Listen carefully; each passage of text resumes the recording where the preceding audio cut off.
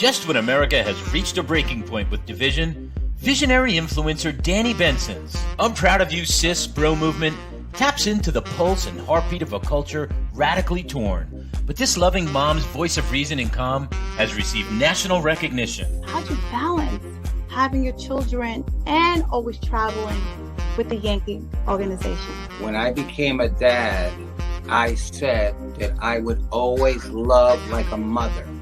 I feel like I have to try certain things or act a different way because I know some people or some kids. So join Danni Benson as she celebrates her special guests on her show and highlights their gifts and contributions to our world.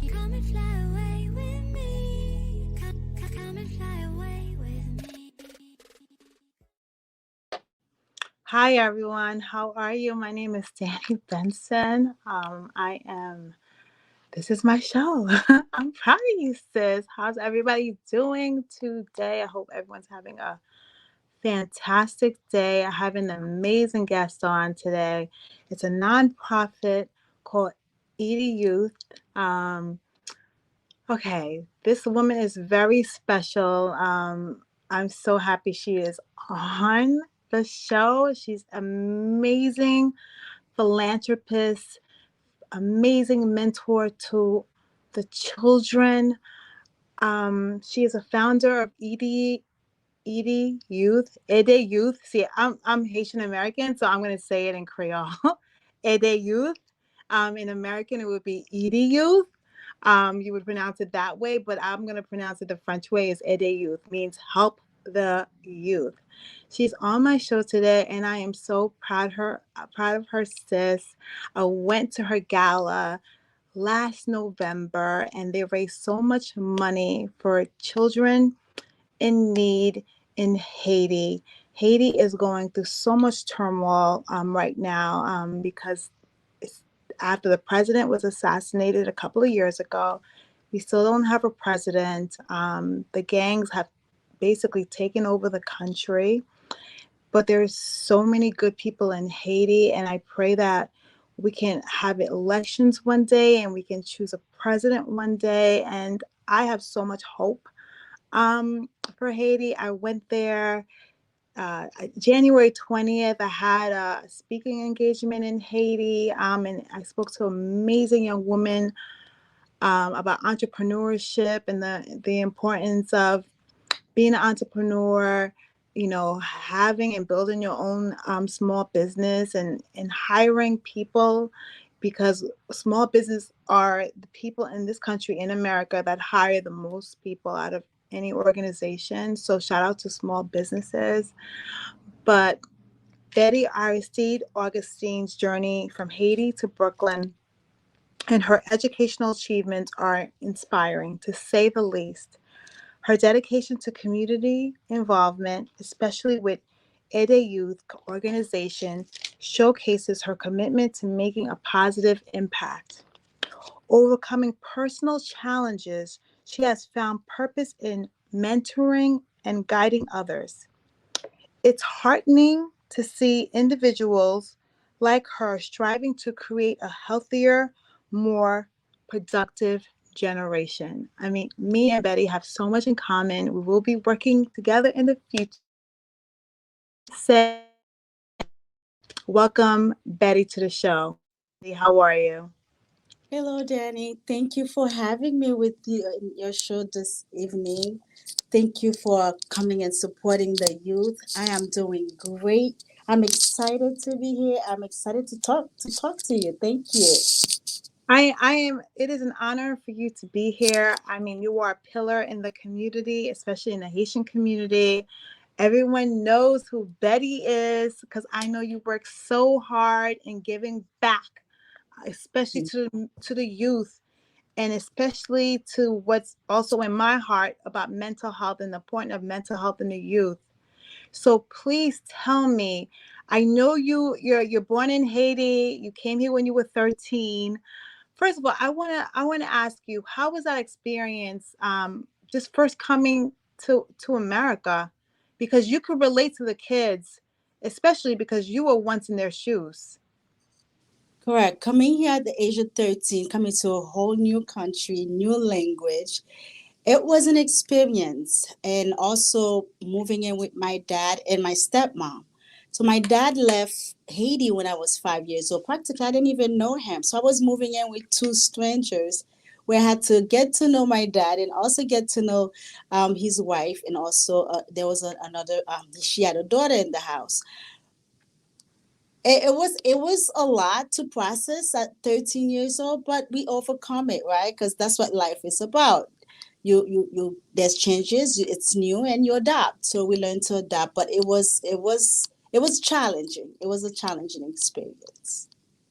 Yes, and in our communities, that's what happens a lot, and a lot of kids think they're being abandoned by their parents. My parents came from Haiti in the 70s, and my dad had to actually leave my brother behind. I was actually born here. Me, Mm. me and my siblings with my mom, we were born in America, but my dad had a son when he came here, I think in 1970. Um, he had to leave a son behind, my brother Harold. Mm.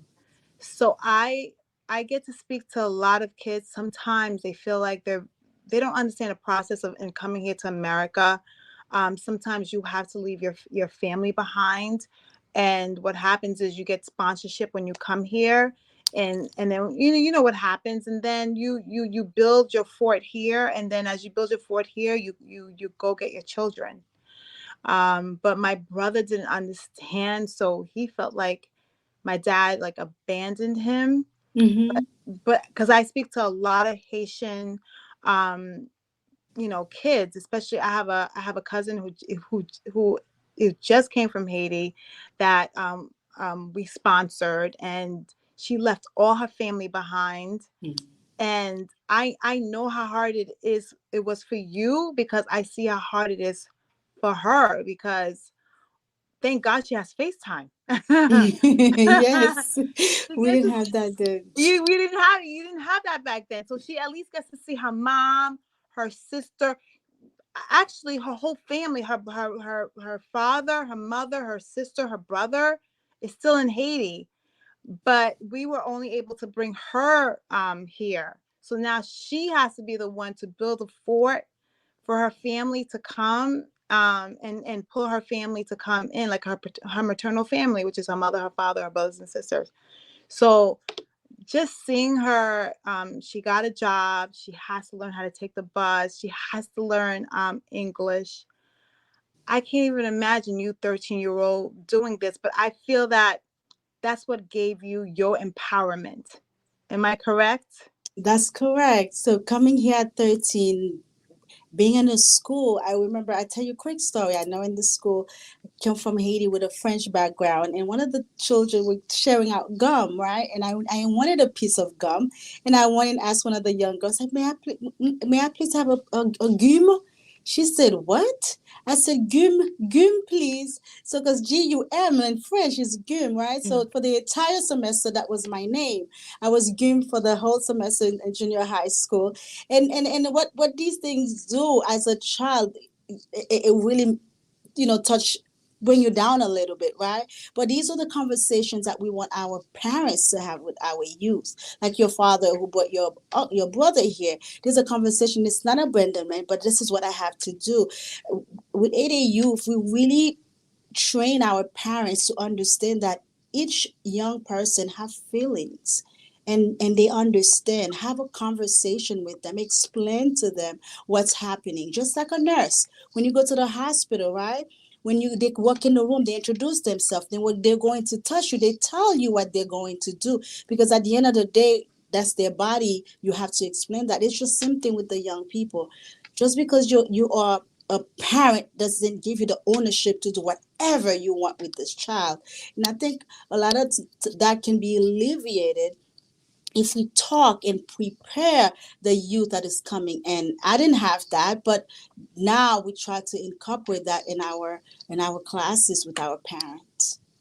And that's why mental health is so important, because sometimes it becomes a generational trauma where My parents used to say, "Do as I say, do as I say, not as I do." Like my parents, I love them to pieces. Cared about my feelings TPT like a little bit, but you know how parents are. Back then, I don't know how. I could speak of my parent experience that children didn't have opinions, children didn't have feelings. You just had to follow directions, and what they said had to go. So now with my kids, I'm always checking in. Correct. Always. I don't really do gentle parenting with my children. I think because I have to teach them some sort of like disciplinary gentle parenting. I tried it. Does gentle parenting gentle parenting has to do with certain kids. It works well. You got to find what works well with your kids. Okay. Um, what works well with my kids is constantly communicating about the feelings. How are you feeling? Like my daughter told me a couple days ago, "You're so mean," because I don't want them on the iPad, right? So I had to ask her how she felt about it to break it down to her. She thinks I'm punishing her, but I'm not punishing her. I need her to do her schoolwork. I need her to do what's more important first, and then we can discuss maybe being on the iPad for an hour. Um, so mental health is key in communicating with your kids. Back in the day, we used to like, I guess I won't call it physically abuse our kids. What did we do back in the day that we should not really be doing right now? Physically or emotionally? Just everything. I mean, sometimes I feel like we have to clean the board slate. Whatever we learn, we can't repeat with our children right now. So First, go I ahead. want to. I want all our listeners to understand to give your parents grace, right? Because they didn't know. If they don't know, they can't give you something they didn't know. They're only giving you what they learned from their parents is learned behavior. So now that we, Danni, myself, and some of you that are listening, you're exposed here. You know better. Like for example, with the situation with your daughter, I read a book where it says a lot of time we tend to give the punishment after, but was there a discussion before that? Was there a discussion say, hey, honey, if you do this, you do this, you do your homework, then we're good. You can play with your iPad. Or she just decided to do it, and all of a sudden you bring in the punishment. She's No. right. You're mean because you didn't have No. that She knows. discussion, if that's the case. No, she knows. She She knows knows. Monday through Friday, it's no iPad. What Good. I like about my one of my like daughters is she's like a hustler. Mm. It's like, and I don't want to take that out of her either. So I have to be. That's why I like to communicate with her, because I still want her to have the drive and the hustle. But she's very like, all right, I finished my homework. She knows she's not supposed to be at the iPad all, but then she'll come with the sob story. Well, what else I'm supposed to do? So she is a very smart child. And I did tell them no iPad Monday through Thursday, but they know I have this soft side of me that sometimes I break a little bit. So that's when she takes advantage of that and goes on the iPad. But I tell her she has to ask me first. But Right? I love it though. But if she didn't do it, she wouldn't be a child. I Because know. that's what the mind does, right? The mind is constantly, evolving and trying to learn certain things. Get to know you, see how much she can get away with things, and what she's doing is normal. It's completely normal. But going back to your question, what's some of the things that we call abuse with our parents in the past? Hating a child for having an opinion, that is abuse. We have to understand that children have feelings. Their words matter. And a lot of time we say we're having discussion with youth, but we want them to do what we want, right? And which is great because we're parent. God put us over them to direct them. But at the same time, let's use an example. They're in school. We don't go to school with them. And a lot of time our children are being peer pressured in school. And you don't know that. And instead of us asking, we're telling them this is what you do. Because in junior high school, I had a young man that used to always pick on me. Always. When I came home and told my father, he said, if he hates you, if he does anything to you, don't come here crying. You make sure you hit him. You beat him up. First of all, I'm a girl. You're sending me to go beat a young man. I just came to the country. At least come to the school, try to figure out what's happening, talk to the teacher so then this young man can leave me alone. So when I graduated junior high school, going to high school, I was so happy because I didn't have to deal with them anymore. When I entered home club or in high school, the first class to enter, who was sitting there? The young man. I just went, oh my God, this was going to be the worst 4 years of my life. God. So imagine the emotion I was going through. I seek for help. Instead of getting the help, my dad, that was his way of resolving the situation. Instead of saying, okay, what's going on? How do you feel? Like go through the whole cycle with me. And then together we try to find a solution.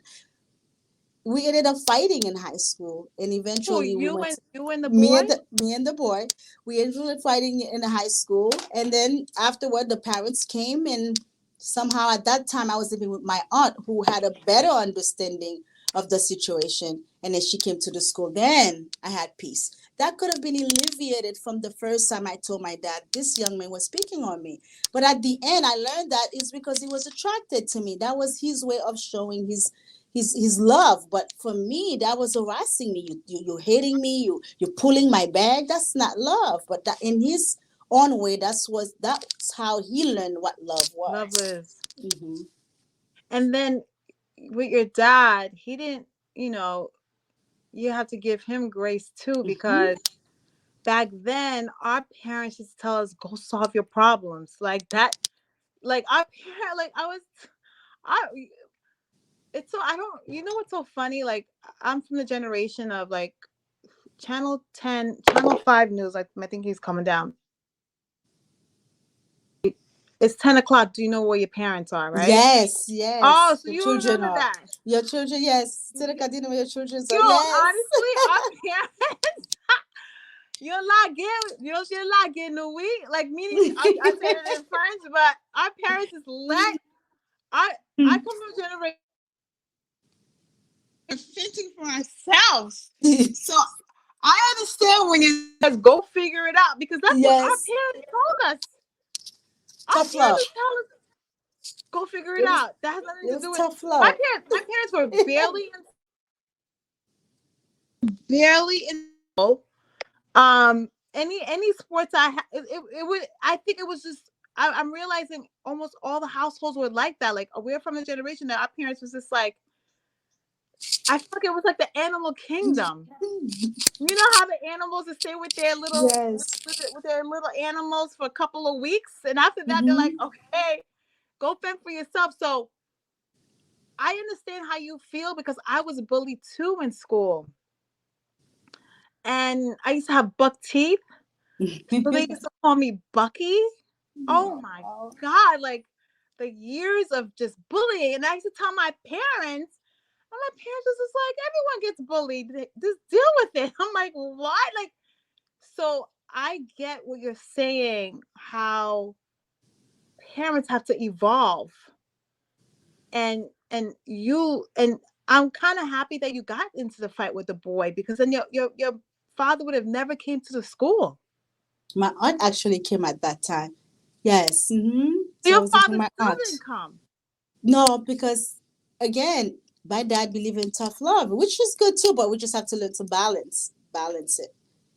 Balance tough love. Okay, so when you got into that fight, what did you learn from that? I learned to stand for myself, because I was always running.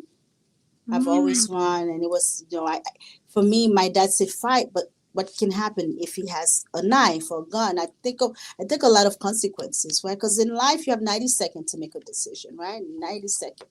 So within that 90 seconds, you anything can happen. Anything can happen.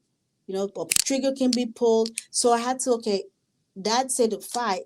he's a boy, probably stronger than me. Then if I fight, then what happened? If he pull a knife and stab me, then what happened? So I really try my best to avoid it. So learning from that, for me, it was good because I blacked out, because all the anger, everything from junior high school, I kept it inside. So when that day, he just literally pushed me. So I turn around and I don't know what happened until somebody pulled me off.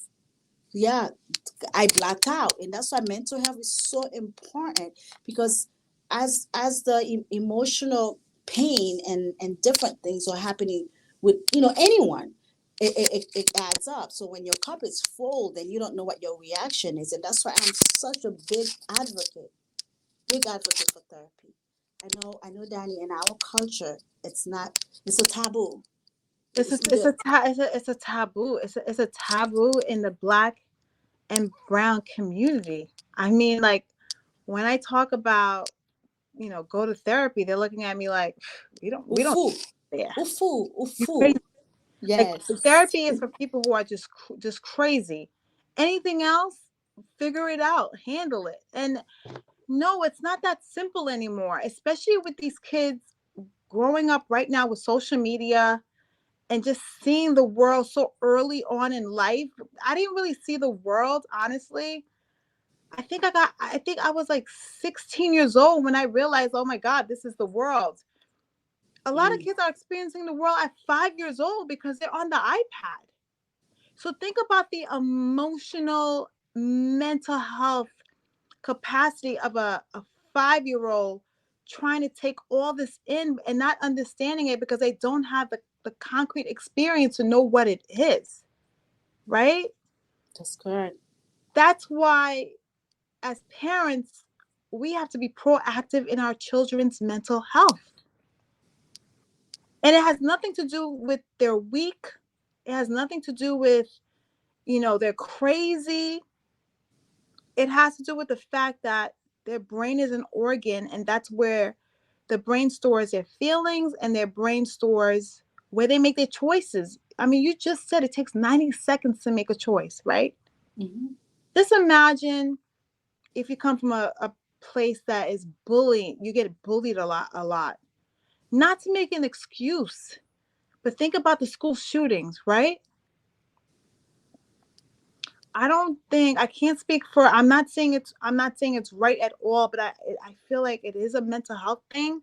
And I feel like how you just said it just builds up over years. They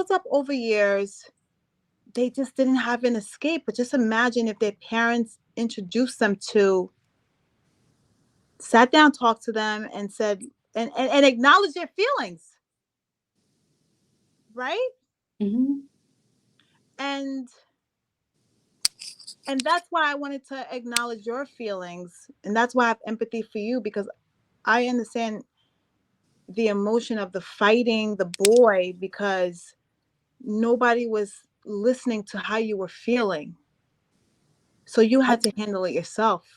So there's a different part for me, Dana, when listening and hearing someone, right? Because you can tell the person how you feel, and I know when you talk about the shooting, I don't want any parent to feel like they are the reason why every negative decision a child make, or bullying. Because sometimes you can do your best with the child, and depends on their surrounding and peer pressure, they make a decision that's totally against the value they learn from home, right?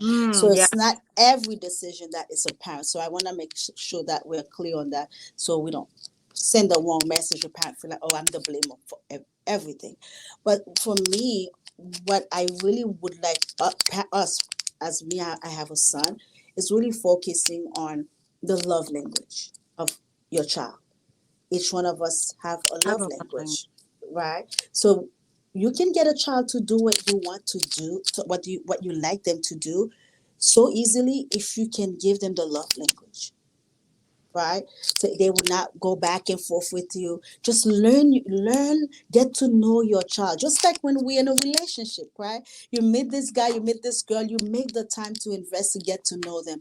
It's the same thing with having a child. When that child walk inside your house to the door, you should already know if that child had a good day or a bad day by just making sure you look at your child, right? Same thing if you have a mate, same thing.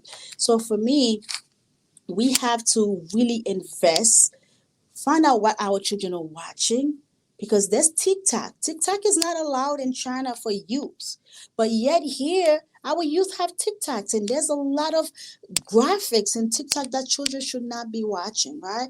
So we want to protect their mind now. And if you look at the rate of suicide, it's increasing. We need to ask ourselves why. And how do we avoid our children from being a victim of that? And it's not because you're rich or poor, because if you look at social media, you look at the internet, we have individuals who have money that their children are committing or taking their lives, right? So that for me, our goal and our mission is to really invest in our youth. Our youth, they are the future of tomorrow. Look at what's happening in Haiti now. They are giving our young people guns. Why? To kill each other. Where is the gun coming from? Who's giving it to them? And why? Right? How do we change that? EdeYouth, we build self-esteem, self-awareness, and self-improvement through different workshops. Mental health, EYP, which is empowering young people, where we have financial literacy in there. How do we invest? We have a lot of great partners. Nadine Morency, you had her in your show not too long ago, where we started bridging the gap for the youth. Where we look to do summer youth. We actually one of the site for summer youth, allowing our youth to have a job, right? So keeping them busy. When you have engaged youth, learning productive, educational things that they like, find out what your young person like to do, because each one of us has a purpose. Each one of us were born with a gift.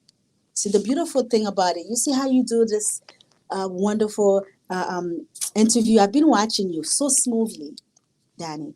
But that's not for me. So for me, I love young people. Young people will come to me and they talk to me about certain things, and we figure it out together. Okay, what do you think? A lot of time they come, they just want somebody to listen. So what do you think? How do you solve it?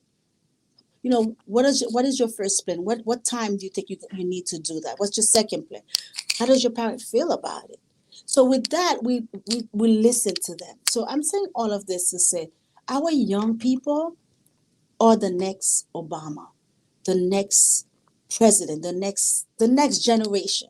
So it is so critically important that we take time now to invest in these young people, because it's set in my heart that a young person, 7, 6, 8, 9, 20, 22, are taking their lives. Why? Why? And we have leaders like you, like me, and there's a lot of us. We want to talk about the problem, but how do we solve it? If your child is showing signs of depression, they don't want to take a shower. They don't care for self-care. They don't talk. They don't think about brushing their teeth. I'm not a therapist, but we have therapists that can help you with that. We have a workshop for the youth every last Friday of the month. We have workshop for parents every first Friday of the month to help them identify, is my child okay? First, give everyone in the audience the handles of how they can connect with you with these workshops. Okay. So our website is www.edeyouth.org. They can register in there. We are also in Instagram. We're in LinkedIn. We have our registration list where you can also register through there. So we have different ways you can register for the programs. Just visit us in our website, www.edeyouth.org. You could ask us questions, register, get involved. We are and then when do you have the kids and when do you have the parents? So the audience knows. The parents is every first Friday of the month, at 7 p.m. The youth youth from also young adults. It's every last Friday of the month at 7 p.m. Okay. And in those workshops, you talk about different things, right? For instance, what do you talk about in those workshops? Give me an example so the audience can understand what do you exactly do. One for the parents workshop. How do you talk to the parents?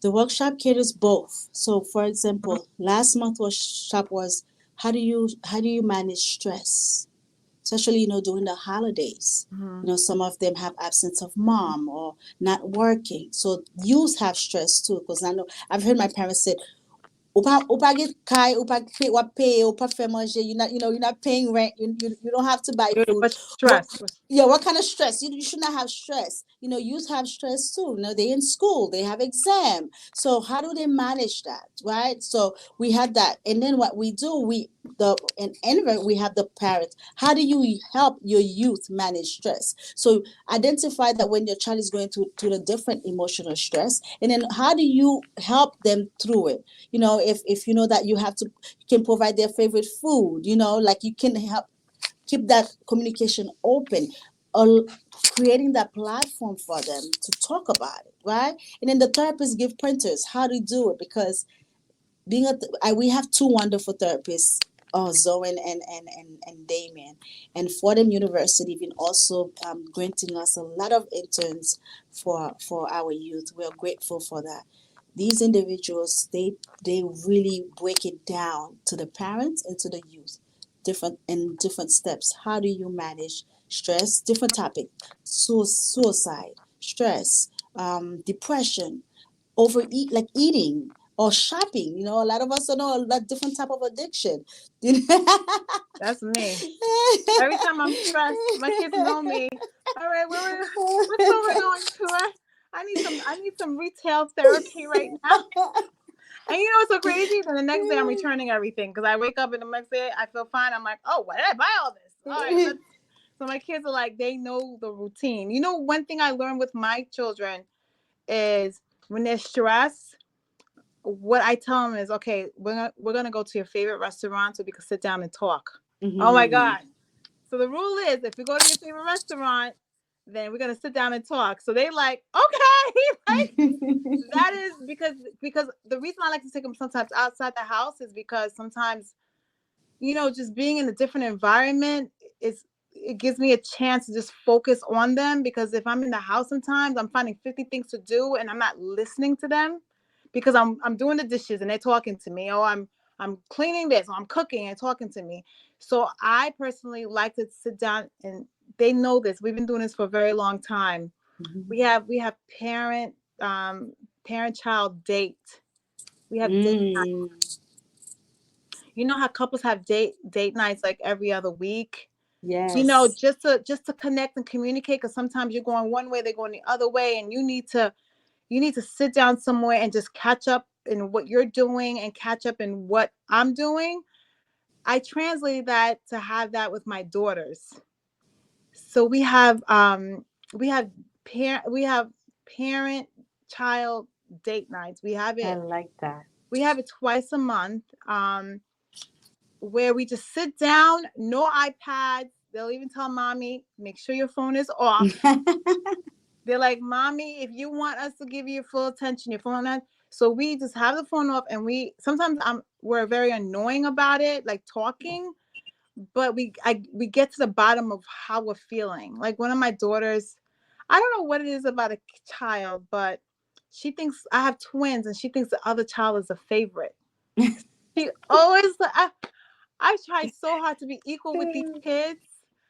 And she told me the other day, she was like, look, Mom, I know we've had this conversation before, and they're only 10 years old. Mm-hmm. So you're going to have to do something about you always picking her because she's a favorite. And I'm like, where is this coming from? But I know like it's bothering her because she always says it, right?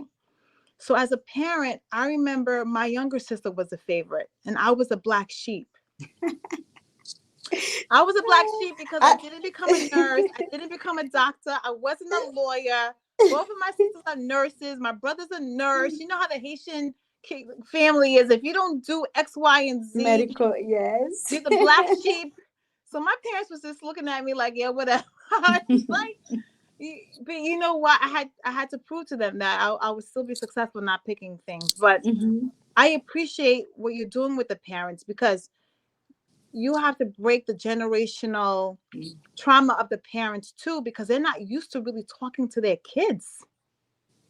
Correct.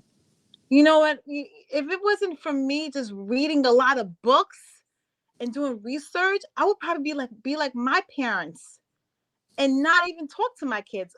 As soon as they start crying, go to your room. I don't want to hear it. Like, and I told myself I did not want. I love my parents, but I did not want to be like them. I am like them somewhat, but I did not want to be like them 100%. And there was areas that I did not like.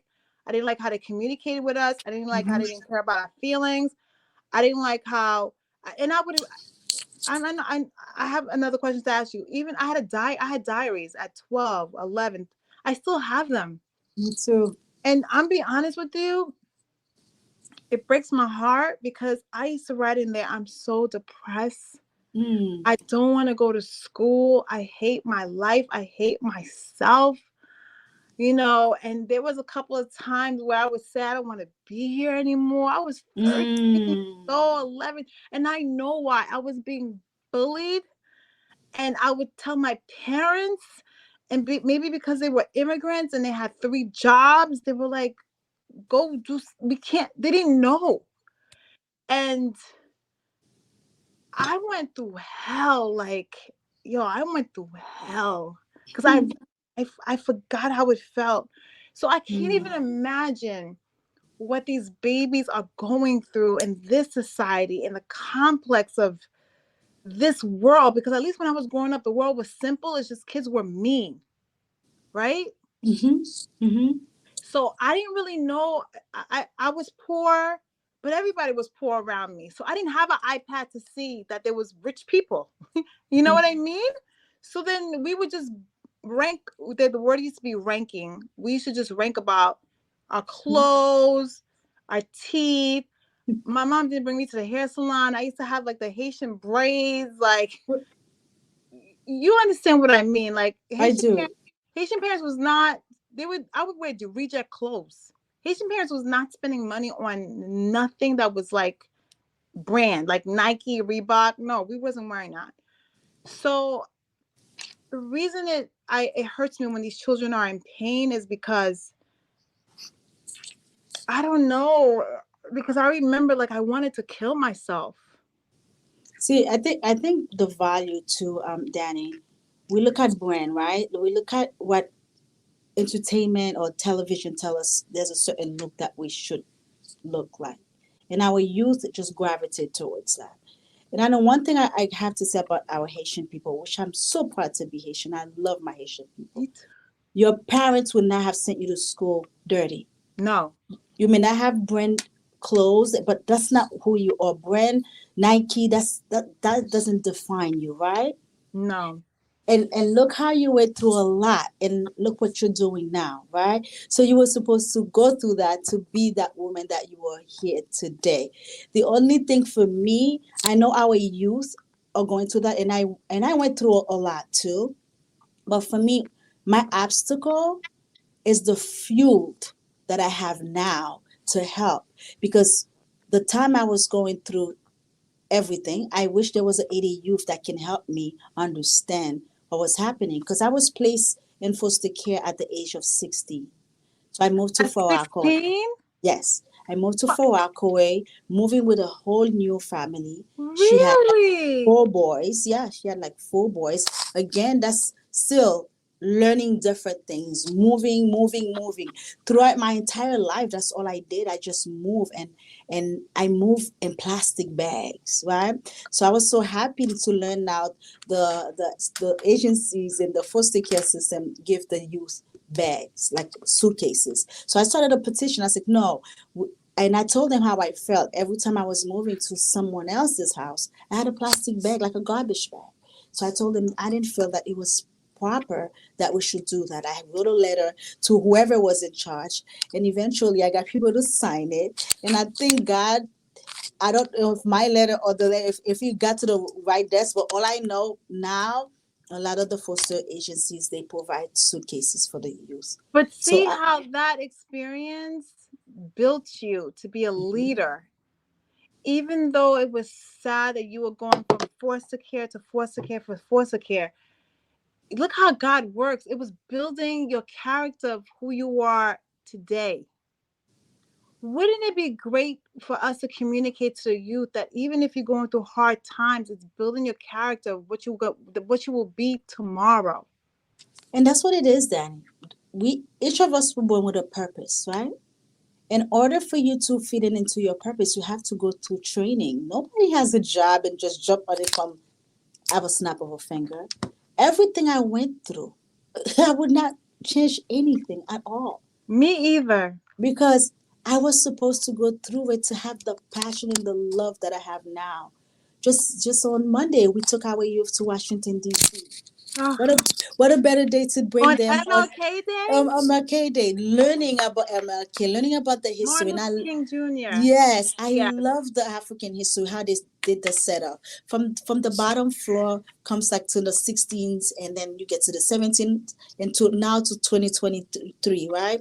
So even Oprah has a nice place in there. Just learning where we started from slavery, where we're not even allowed to drink, right? You got Martin Luther King that was able to do that. Malcolm X, you have all these activists, right?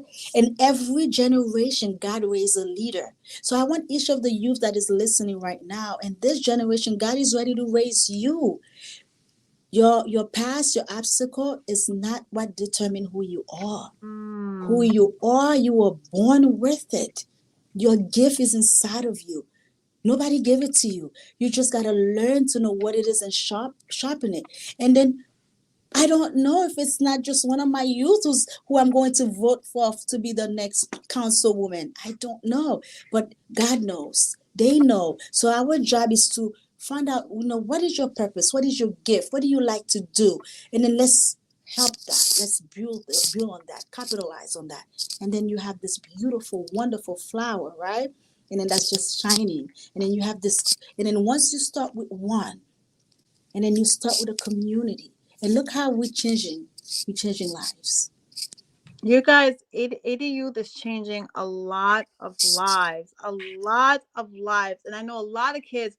Even when I went to the gala, was so appreciative of you and your husband and the rest of your team of how much you give back to them, because sometimes you do need that adult to guide you and help you, and you are doing so much with EdeYouth that you are helping those kids get through the times that we had, right? Get past that, and and make them understand that we all go through hard times. Every human goes through hard times, but but it's building you to be a better person, and your experiences will help someone else because they'll see you push through, and then they'll look at you like, wow, you went through all this hardship and you pushed through, then I can push through too.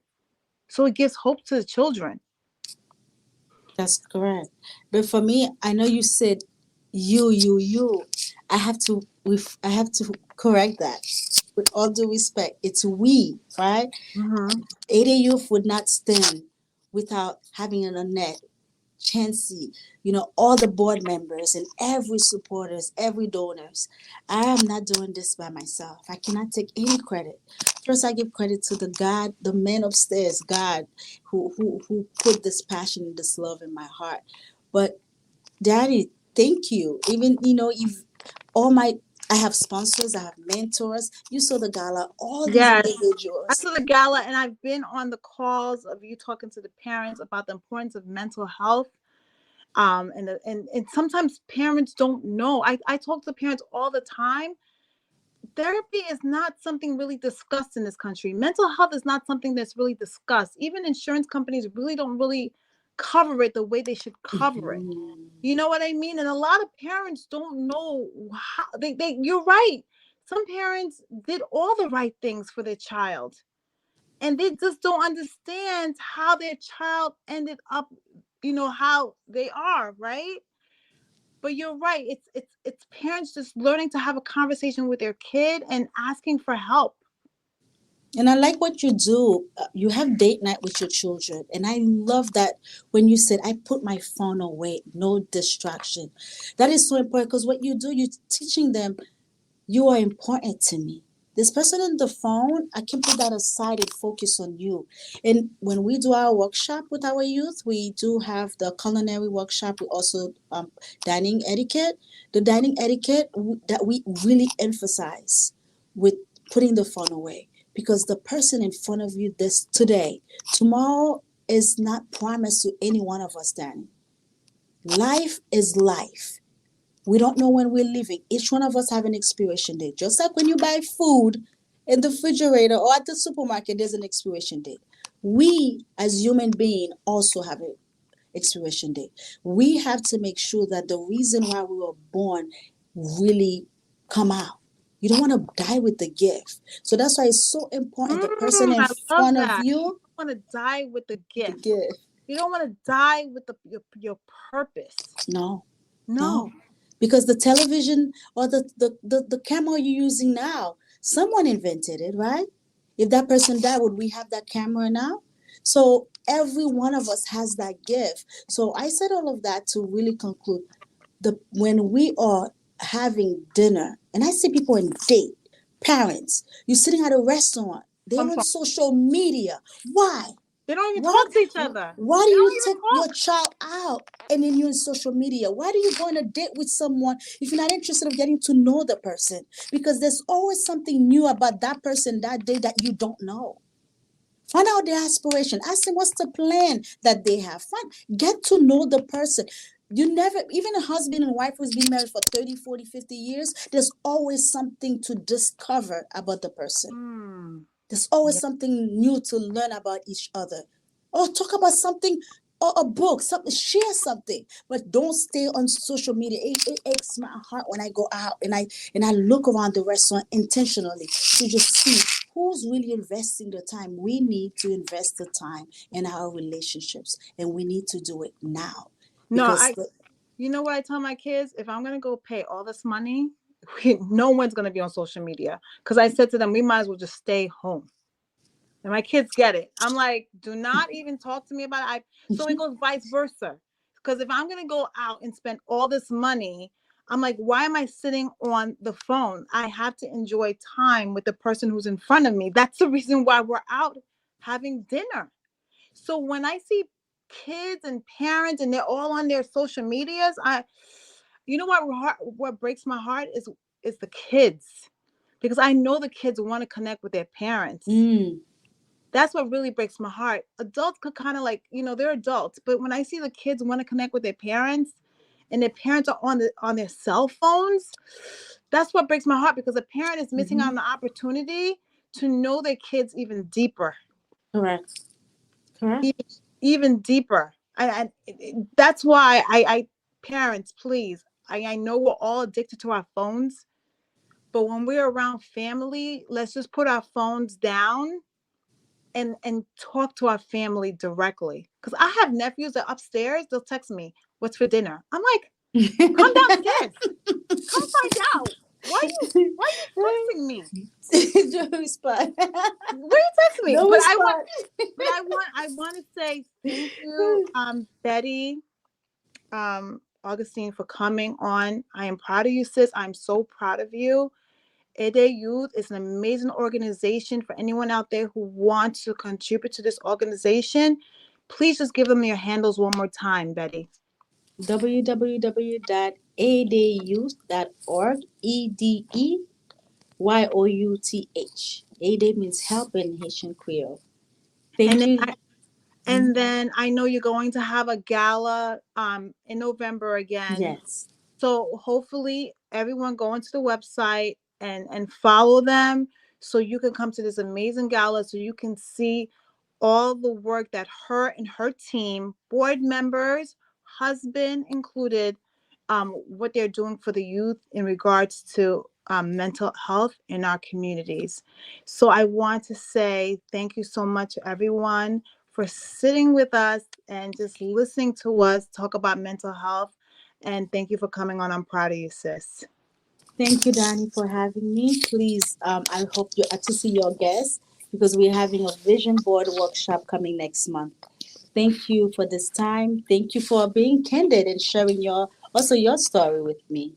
Yes, and we got to do this again because we have so many deep stories. But I will come and follow you so I can know about when you're having your vision board workshop. Okay? Thank you. Thank you. Bye, everybody. Good night. Bye-bye. Bye-bye.